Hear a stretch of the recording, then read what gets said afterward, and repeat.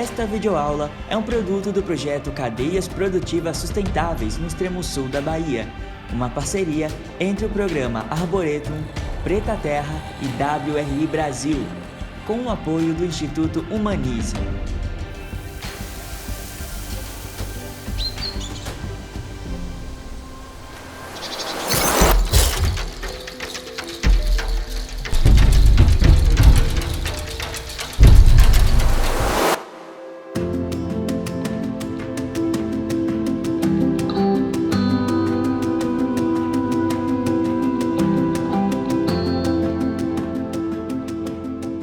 Aqui a gente está iniciando a implantação na área do Seu Givaldo, aqui em Cumuruxatiba.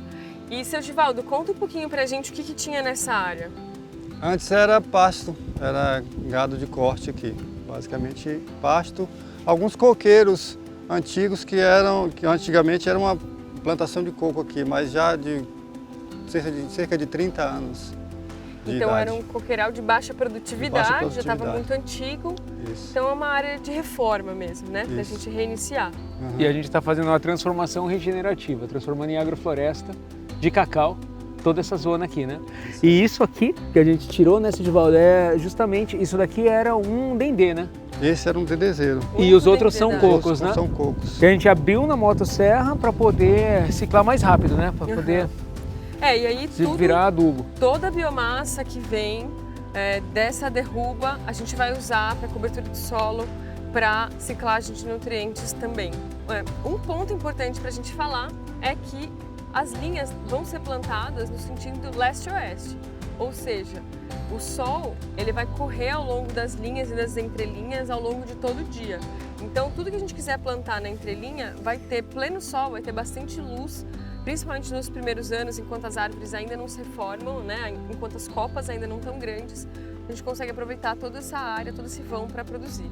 E mantém sempre essa mesma lógica da modularidade, replicabilidade, né? Aqui nesse sistema agroflorestal específico para cacau, a gente definiu fazer 3x3 ou múltiplos de 3, então as entrelinhas estão a mais ou menos 3,3 metros uma da outra, né? Que era as a linhas, linha que já tinha que já existia, do coco, né? Que é onde foi subsolado e onde a gente está dispondo essa biomassa, e daí a cada 3 metros a gente está coviando, né? Que vai entrar justamente uma banana nesse momento e um ingá, né? Banana, ingá, alternando tanto a banana como espécie de múltipla aptidão e o ingá como espécie de serviço, né? E qual foi o preparo do solo que o senhor já fez aqui, seu Givaldo? Nós aplicamos cal, né? Depois de feita a análise de solo. Foi roçada as entrelinhas com trator e depois foi subsolado nas linhas onde vão ser plantadas. Então, calcareamento em área total para correção da acidez, né? Porque geralmente a acidez é um dos maiores gargalos de fertilidade do solo. E aí a subsolagem, a gente não precisa arar em área total. Se a gente não vai, de fato, plantar grãos, plantar cultivos de ciclo muito curto, a gente não precisa arar, né, passar a grade, por exemplo, em área total. Então a gente só subsolou na linha de plantio para afofar o solo justamente onde as raízes das árvores, as raízes do cacau, da bananeira, vão buscar se estabelecer. É claro que nas entrelinhas onde a gente quiser plantar hortaliças, por exemplo, ou qualquer outra espécie de ciclo curto, daí a gente faz um outro trabalho, um outro manejo do solo só naquelas entrelinhas de interesse, né? Onde for entrar irrigação, por exemplo. Nesse desenho que a gente fez aqui, que a gente já explicou, a gente tem uma linha que vai as espécies florestais e as espécies frutíferas, e aí uma linha tripla de cacau. Nessa linha tripla de cacau, a gente vai ter as bananeiras e as espécies de serviço. E aí, novamente, outra linha florestal. E aí, na medição, no espaçamento ao longo da linha, tudo está a 3 metros. A gente sempre considerou 3 metros como um número múltiplo do espaçamento. Esse é um desenho viável para cacau nessa região, nessa zona, com aderência para o produtor daqui, que ajudou a escolher, né? É um desenho co-construído. Então esse desenho é específico para essa zona. Mas esse é das muitas possibilidades que a gente pode fazer com o cacau. O cacau é uma espécie intrinsecamente agroflorestal e são inúmeras possibilidades de desenho ou arranjo de espécie. Essa é uma delas.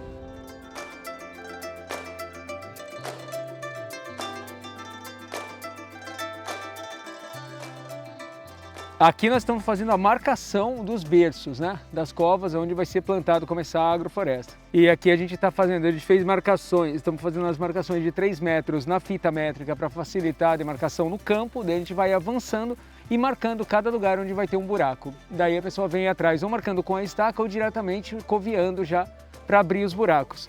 E assim continuamente.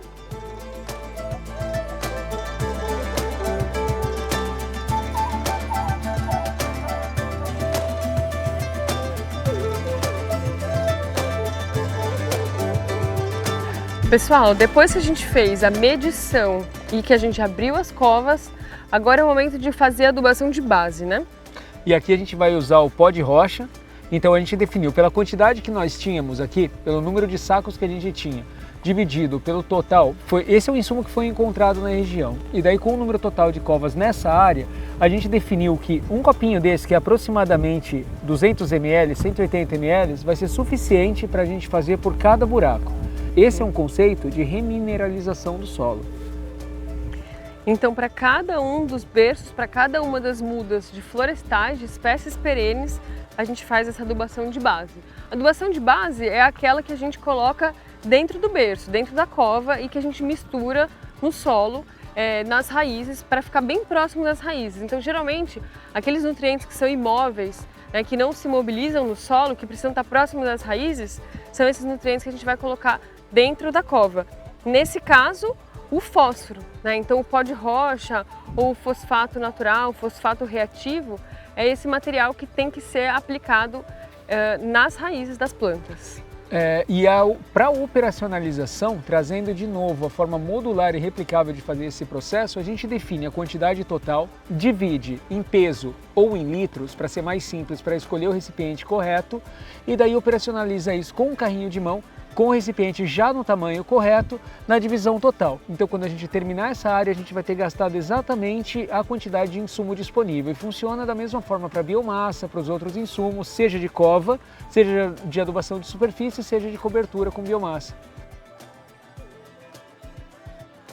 E ainda dentro do processo, a gente pode pensar na irrigação de fundação ou em formas de manter a água dentro do sistema ainda antes de chegar com as plantas. Uma dessas soluções é o hidrogel.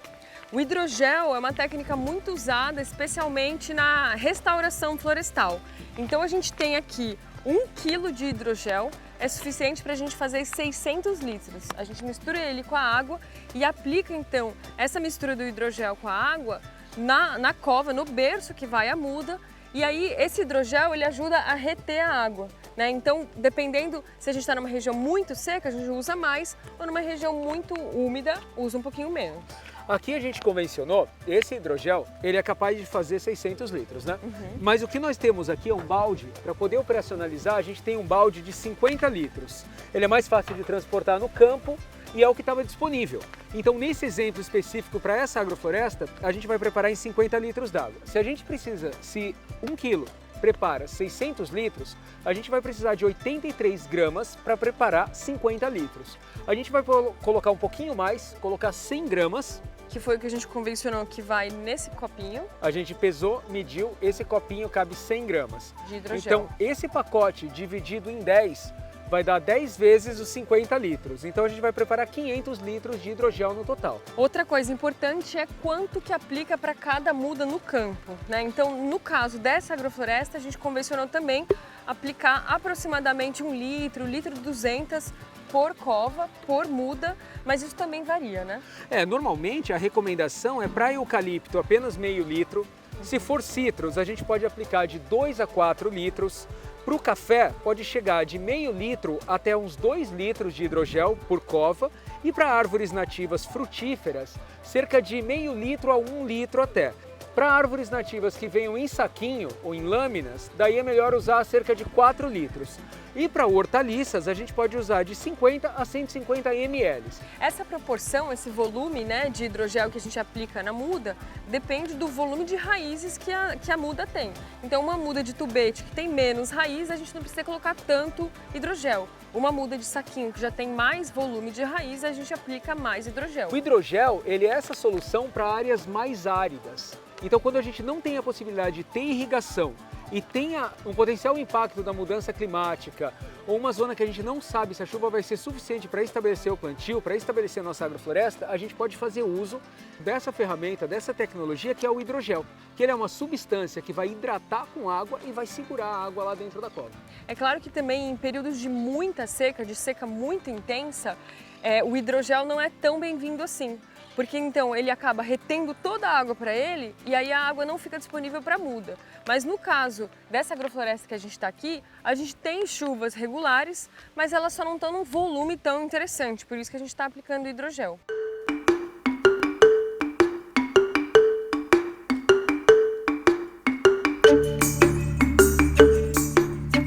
A gente vai mostrar agora para vocês quais são as espécies que a gente selecionou para esse sistema agroflorestal. As espécies estão divididas em alguns grupos, em alguns nichos funcionais. Então a gente tem o nicho funcional das florestais, tem o grupo das frutíferas e tem o grupo das espécies de serviço. Vamos falar um pouquinho mais dessas mudas? Vamos, a gente está aqui com algumas florestais e todas essas espécies foram produzidas pelo programa Arboretum, pelo viveiro do programa Arboretum. E eles vão falar um pouquinho para a gente como que é produzido.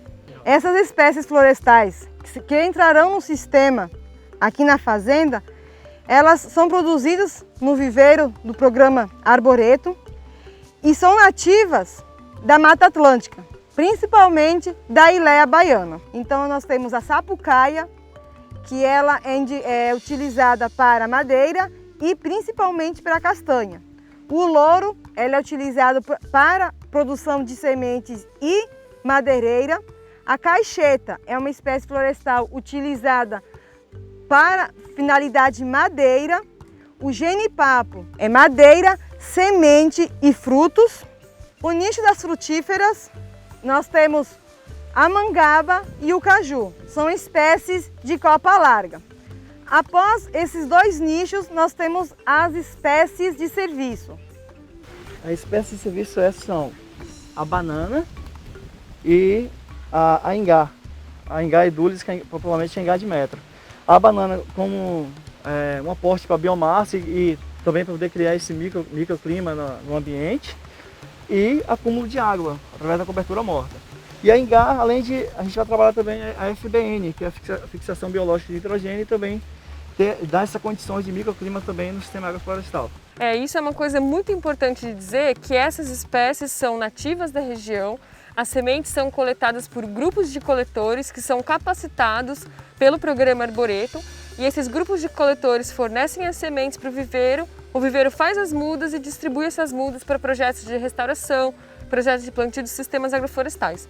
Então a gente tem essas mudas que são muito bem produzidas, de muito boa qualidade, produzidas em tubete. E além de ter aderência com a necessidade de cada agricultor ou de cada pessoa que está implantando sua agrofloresta, elas também são de variedades da região. Então elas têm muita aderência, elas vão pegar muito bem aqui. Então, além de ser bem produzida e vir no tubete, que é a melhor forma de você produzir e desenvolver a raiz da muda antes dela ir para o campo, melhor que isso só seria se a gente pudesse plantar diretamente de semente, mas melhor do que deixar a raiz se desenvolver é esperar que ela só se forme aqui no tubete e leve ela diretamente para o campo. E é isso que o Arboretum faz, são essas mudas maravilhosas que a gente tem. Essas florestais, as frutíferas e as espécies de serviço. Gente, uma pergunta, o que a gente pode olhar na muda que a gente vê que ela é uma muda de qualidade? Por que a gente escolhe, por exemplo, uma muda de tubete e não uma muda de saquinho, por exemplo? Por exemplo, uma muda de qualidade. Quando você vê o sistema de radicular dela todo desenvolvido, não alveolado, você vai ver que uma poda natural, você vai ver que não tem a raiz pivotante passando do tubete, né? Porque se isso fosse um saquinho, eu tinha que estar cortando aqui, porque estava toda enovelada, ia ter dificuldade de pegamento. Então, quando você pega uma muda dessa aqui, que você vê com um monte de nódulos de rizóbio, aqui principalmente essas espécies leguminosas, né? Que tem potencial de fixar nitrogênio. Você vê cheio de nódulo, então quer dizer que está tendo vida. Quando você vê um sistema radicular desse todo bem definido, isso aqui, ó, o substrato se transforma em raiz. Quando você coloca num espaço maior, que é no berço, no solo, e essa planta vão desenvolver e muito bem. E outra coisa, você observa o colo da planta, a maturação. Então, se você vê bem escuro, não aquela parte verde igual está aqui no olho da planta, então quer dizer que a planta não está boa para campo. Mas quando estiver escuro, com o sistema radicular bem definido, esse momento a gente vai para campo, vai ter um bom desenvolvimento no plantio. O ingá é associação. uma espécie fixadora de nitrogênio que se associa então com essas bactérias que fixam o nitrogênio do ar e aí forma essas bolinhas nas raízes, que são os nódulos, né? Onde estão os rizóbios, e aí é onde ocorre essa fixação biológica de nitrogênio. E todas as leguminosas fazem isso de alguma maneira, né? Sim. Então, agora, pessoal, o próximo passo é a gente distribuir essas mudas ao longo do plantio. Então, a gente vai colocar cada uma delas do lado do seu berço e aí a gente vai fazer o plantio na distribuição, no arranjo adequado, conforme o design que a gente fez. E cada uma no seu nicho. Então, uma mesma muda, lembrando, a gente tem aqui a cacheta, o jenipapo, o sapucaia, o louro, todas elas são florestais. Então, ela vai no seu nicho florestal, mas ela pode alternar, dependendo da preferência de como a gente vai implantando na agrofloresta. Isso. Nesse desenho aqui. Então, nesse desenho, a gente vai usar o que o seu Givaldo preferir. Então, por exemplo, se o seu Givaldo, que é o dono da agrofloresta, falar: eu quero uma linha só de jenipapo, outra linha só de cacheta, outra linha só de sapucaia e outra só de louro, esse é um arranjo. Agora, se ele falar assim: não, eu quero tudo misturado, a gente vai alternando cada uma dessas espécies ao longo da linha. É outra opção. Então, o dono da agrofloresta é quem decide o arranjo final de fato, né? Vamos lá discutir como que a gente vai arranjar essa área? Vamos distribuir as mudas? Vamos lá. Bora.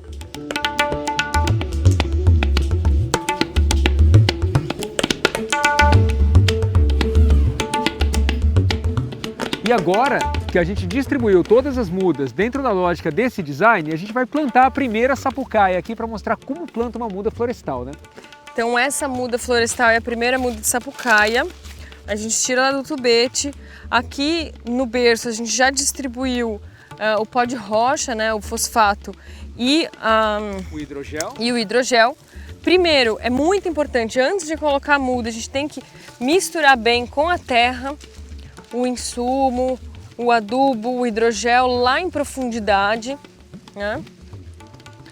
Porque aqui foi a motocuveadeira que fez, né, esse buraco, então a gente consegue misturar bem lá no fundo, fez bem a mistura.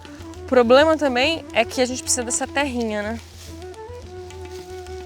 É importante a gente fazer o plantio rente ao nível do solo. Ela não pode ficar enterrada lá no fundo. Ela não pode ficar, tipo, ficar 2 dedos para baixo, 3 dedos para baixo. A gente tem que trazer a terra para ela ficar exatamente no nível do solo.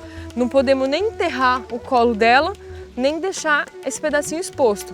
Ela tem que estar no nível do solo certinho, tá? Então é importante a gente trazer esse solo que foi levado para fora de volta para o buraco. E mistura muito bem misturado. E inverter o solo também, né? É legal colocar o solo de superfície, trazer né? o solo do fundo para cima, né? E o solo da superfície para baixo, para fazer uma inversão de solo. Justamente pelo fato de que o solo de cima ele tem mais matéria orgânica, ele tem mais nutrição. Então é um momento que a raiz está precisando de bastante, né?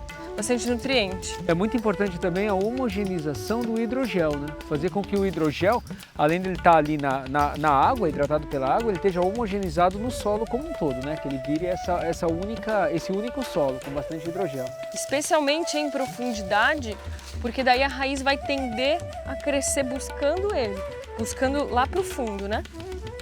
Então, ó, ela está praticamente no nível do solo.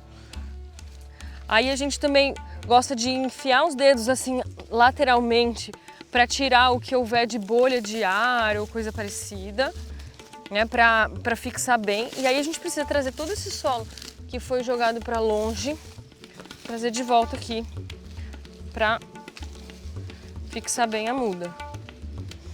Então, ó, misturamos bem, plantamos bem. A gente não... Oi? Não assim, porque se a gente aperta assim, a gente pode compactar demais o solo daqui da superfície, que é justamente onde vai entrar água. Por isso que a gente aperta assim, dessa maneira. Assim a gente não compacta e o solo fica mais soltinho em cima, que é bem da onde vai vir a água, onde vai absorver mais água para ela estar fixa. Aí ela está firme. O ideal de uma muda assim, depois, Sr. Francisco, é legal você pegar uma estaquinha e marcar ela aqui também. pra gente enxergar de longe, porque se esse mato crescer, a gente sabe onde que ela tá.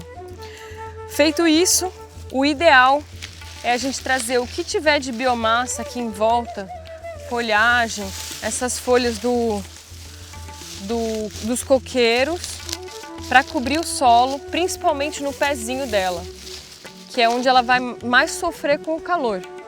Então, tá plantada a primeira sapucaia, agora a gente vai seguir plantando o resto.